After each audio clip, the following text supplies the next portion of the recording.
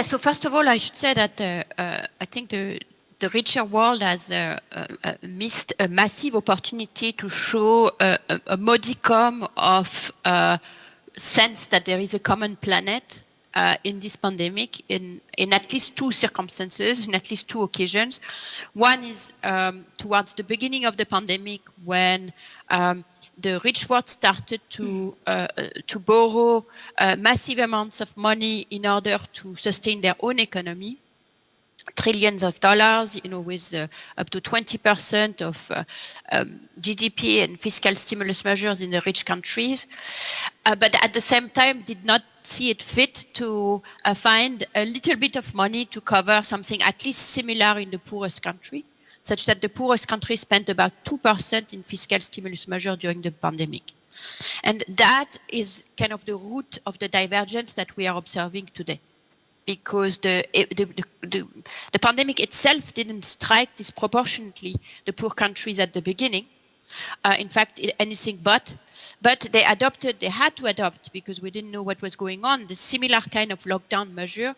And unlike the rich countries, they were unable to protect their citizens, which has started, a loop of poverty traps. One of them is the one you mentioned, which is the education gap, which even today is not really in process of being solved. As of today, there are still 130 million kids around the world who are not in school because of the pandemic. Most of the schools in India are yet to reopen after so many months. And this is something that very early in the pandemic, something like in May, we were calling with Abhijit Banerjee for a Marshall Plan towards the developing countries. And no one paid attention. And I was like, yes, this is, the rich countries are very busy with their own problems. That's not the right time.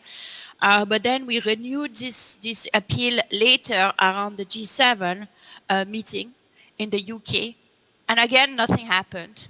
And even now, the IMF leader goes around trying to make a similar request, and again, nothing happens. And this is quite remarkable to me, that we didn't see fit to show such basic solidarity, which would have cost almost nothing compared to what we were spending on ourselves. The second, of course, is vaccination. I know that this is not what you want to talk about, but it's worth mentioning. This would have been easy. This would have been cheap. The IMF estimates $50 billion. That we couldn't find this $50 billion, and that to these days we are unable to do that, means that now we have the added problem that the pandemic itself is going to have a disproportionate health impact in the poor countries, which is going to make it harder for them to restart their economy. So now we are on top of what we had before, which is we didn't have the same amount of fundings to sustain the economy. We have the pandemic.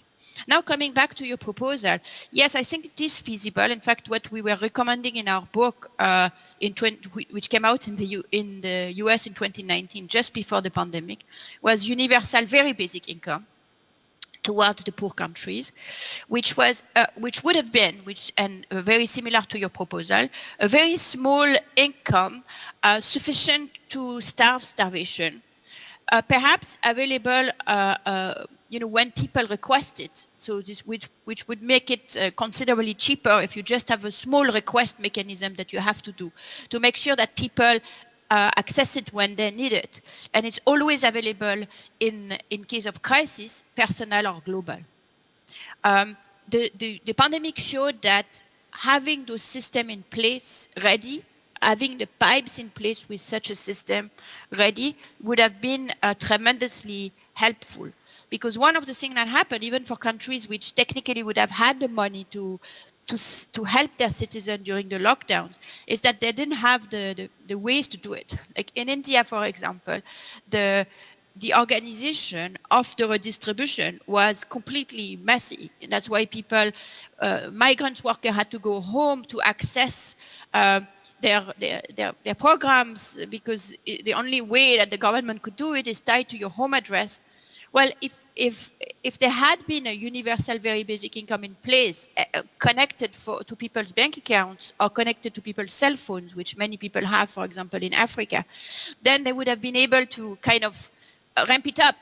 Once you have the pipe in place, when you have a crisis, you can just put a bit more water into these pipes and help the economy continue to flow.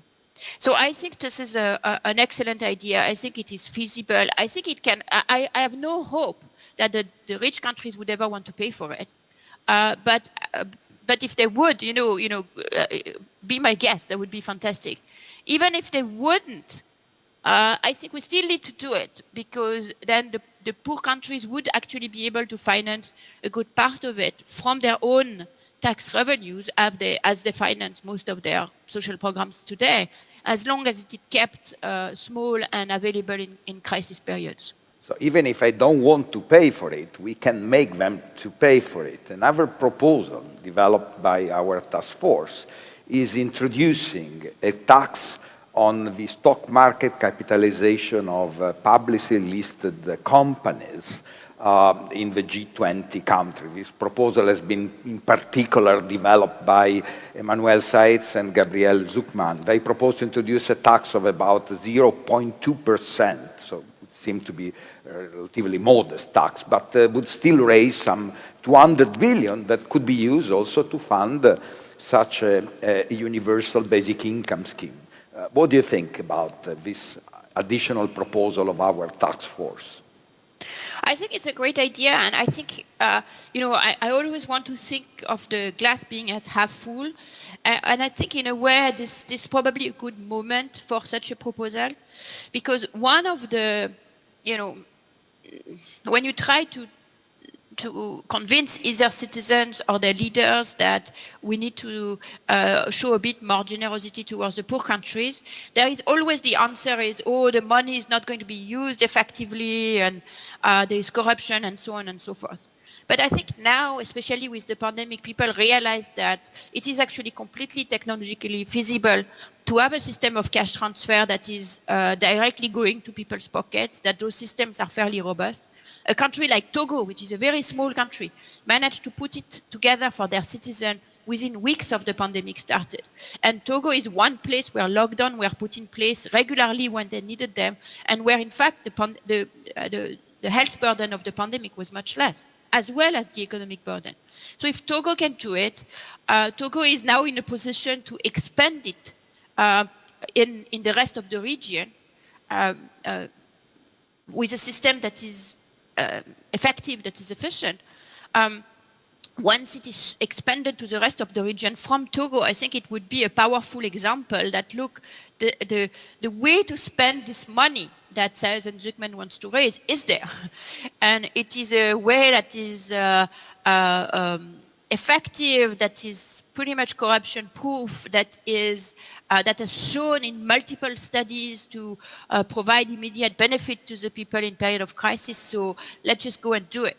So there might be, everything is in place for at least the rhetorical objection to such a proposal to be removed.